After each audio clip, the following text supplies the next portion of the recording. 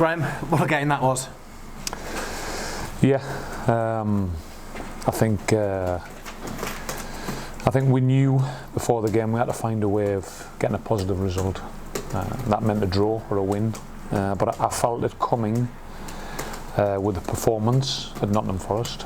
I think it's our first win in 9 maybe. Now we've got a draw against Fulham, and it was incredibly satisfying because we've managed to stay together when everybody's tried to divide us, and they haven't. We're against all the odds, and to dig out a win after responding to going a goal down is really satisfying. What were you pleased with most about the performance? The desire, the need, the character of the group. I think we had more efforts on target than them. They had more possession. Obviously, they've got some really good players. You look at Chris Martin and Marriott coming off the bench. It shows you the level that we're at. But our lads didn't listen to any of that. They've got. I think finally I've seen in the Forest where they know they can play at this level, and it's not easy. And you've got to be in every single phase of play. And tonight I thought we were exceptional in terms of off the ball.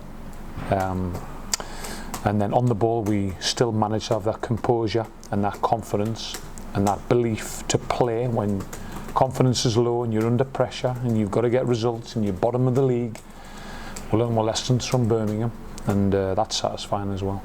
The way they reacted to adversity, conceding the 2 goals, they immediately responded, which is the response you obviously want as a manager.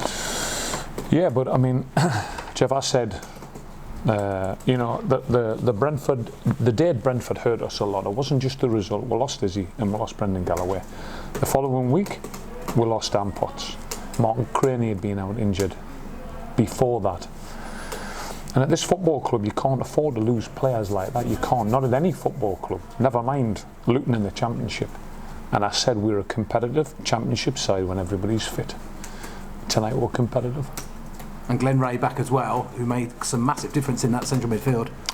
Well, last summer my first priority was to sign a defensive midfield player, and we couldn't get one. I knew the need. Obviously we lost Alan McCormack, and I knew the need to get one. Glenn wasn't fit. It's difficult at a club like this to give salary to somebody else when you know you've got a defensive midfield player in the club. It's difficult to send them out on loan to Woking when you know that you could do them in your team, but there's no easy step to getting back to full match fitness at any level, never mind the Championship. Glenn had never played in the Championship before. Glenn's got something we haven't got in the group, and the effect that he had on the game tonight was difficult to measure because it's such a effective role without you seeing him glamorously getting on the ball. But I thought his performance was outstanding. And now you build on this performance and you push on? That's all I've said to the boys. You look after yourself now. No messing about it. It's business time. It'll be everybody's writing us off, and we got a little feeling in there. And we're going to West Brom on Saturday, and we'll have a right go. Thank you. Thanks, Jeff. Nigel, when you're managing a team and they've got Rooney in it, do you have to deal with all that comes with that as well? What you've got going on yourself? The only thing I've asked from minute one is to have no respect. It's still me against you on a football pitch. It doesn't matter what the name is on your back. I think we finally turned that corner last week. We went into the City ground, 2 times European Cup winners, and performed. We were ourselves. We weren't frightened of the opposition. And whether it was Rooney or Huddleston or Chris Martin coming on or Jack Marriott, it was irrelevant. And we were going to get a result tonight no matter what.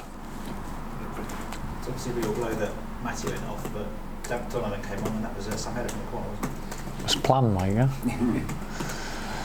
Mike, listen, we've been rewarded tonight for working hard, for not dropping standards, for treating all players the same. So when we're doing set pieces for yesterday, and set pieces against, Donovan was part of that group. So if he came on the pitch and if he had to play, he knew his role. So everybody gets treated the same at Luton Town. Everybody gets the same experience. It's not the 11 playing that everything's great and the other 12 or whatever it is not involved. So we benefited from that work yesterday. And James beyond set pieces now, that's something that's obviously working on at the moment.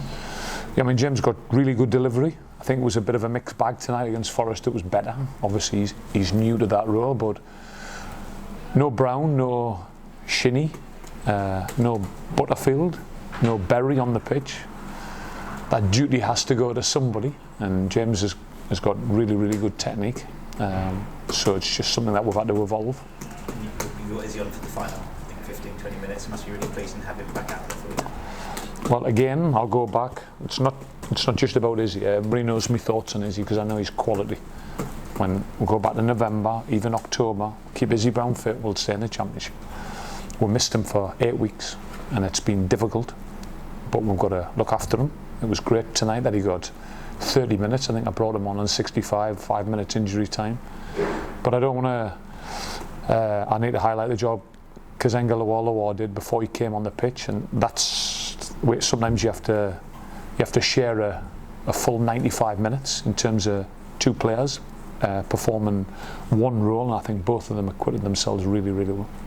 Obviously that to make it 2 must have been gutting to see 7 so late, but then to get back and get that third goal, just how pleasing was that for you? It was great, but I think tonight was one of those nights we give the lads the parameters and the understanding of what Derby were, their possession side and the play from the back and the rotating midfield and the use false full backs and Rooney's a 10 in between. But after that it was about us, and it had to come from the players, because nowadays sometimes it's too coach led, and the players' desire and the players' understanding and application of what we asked them to do, the players won the game tonight, and it has to come from within. And there is a unity there and there's a bond there, and we've been tested, Mike, beyond belief, and we've kept it in there and we've kept it real and we've kept standards high. That's the biggest challenge from the outside. You've talked about mental approach in the past and the changes today. That must be a real positive step, that 2 goals were scored again very quickly afterwards to get back in the game and take a lead. Yeah, but the mental step I saw last week at Nottingham Forest, we started the game believing we could win it, and we played our role. We knew how to manage the crowd, we knew how to take the sting out of the game, we knew how to make it difficult for Nottingham Forest. I've seen that in a 3-1 defeat. People go, well, that's just a result. Well, there was a performance there last week, and we built on that performance tonight with another performance, but this time we got a result. There's a point where you have to turn that into results, and tonight we did. You think that's a real turning point now for pushing on and positive going forward? I think Nottingham Forest was a turning point. We felt it in the camp. I think I said to the boys afterwards, the first time I felt coming to a ground away from home, big club where you think we can win. Now, if anybody else had been in the dressing room, they'd probably look and thought, is he for real, this guy? I've just been beat 3-1 again. But I know, because I stand there and I feel the strengths and I feel the fight and I feel the vulnerability of the players. And the last 2 performances was absolutely acceptable after the first 30 minutes against Birmingham, which wasn't. No matter what happens, you have to be yourself out on that football pitch, and that's where we've learned lessons. Thanks, fellas. Cheers, thank you very much. Thank you very much.